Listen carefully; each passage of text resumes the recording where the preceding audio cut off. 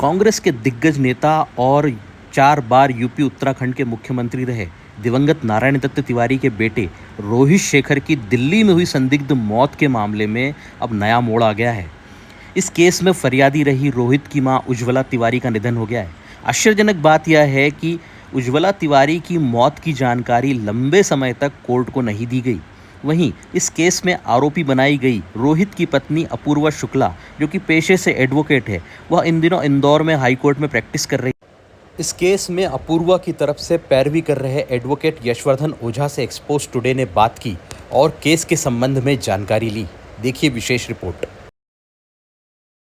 फिलहाल अभी prosecution evidence चल रहा है और उसमें लगभग जो फैमिली मेम्बर्स थे सबका एग्जामिनेशन हो चुका है। एक स्टेप ब्रदर बच रहे हैं और 2-3 जो सर्वेंट्स हैं वो बच रहे हैं, बाकी लगभग सबका हो चुका है। मेडिकल एविडेंस पूरा हो चुका है।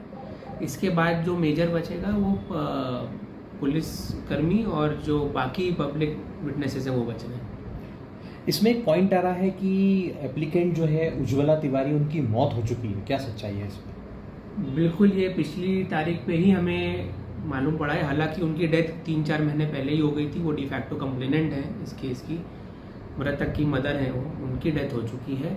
हालांकि उनका एग्जामिनेशन पहले हो चुका था, डिटेल में हो चुका था, तो अब एज ए विटनेस उनकी ज़रूरत नहीं थी, मगर केस अभी चल रहा है।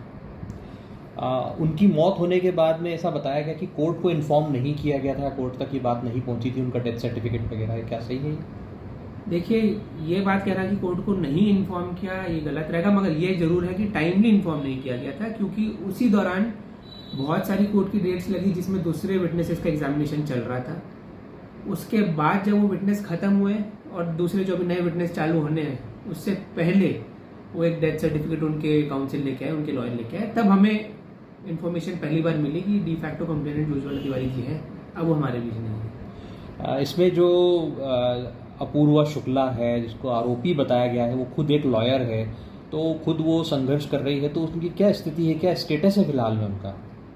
देखिए, बिल्कुल आपने सच बात बोली है। अपूर्वा इस केस में झूठे फंसाए जाने से पहले एक अपने आप में बहुत अच्छी लॉयर थी, सुप्रीम कोर्ट में प्रैक्टिस कर रहे थे। केस में वो पूरा षड्यंत्र रच के उनको फंसाया गया। 2-2.5 साल उन्होंने जेल में भी बिताए, मगर जैसे आप जस्टिस प्रिवेल करती है, कोर्ट ने उन्हें बेल ग्रांट की। फिलहाल उनके फादर और फैमिली ने बहुत ज़्यादा सफ़र किया है, क्योंकि आप जाहिर सी बात समझ सकते हैं किसी के साथ ऐसा हो जाए तो फिलहाल वो अपने फादर की तबीयत काफ़ी ख़राब होने की वजह से इंदौर में अपने होम टाउन में ही है।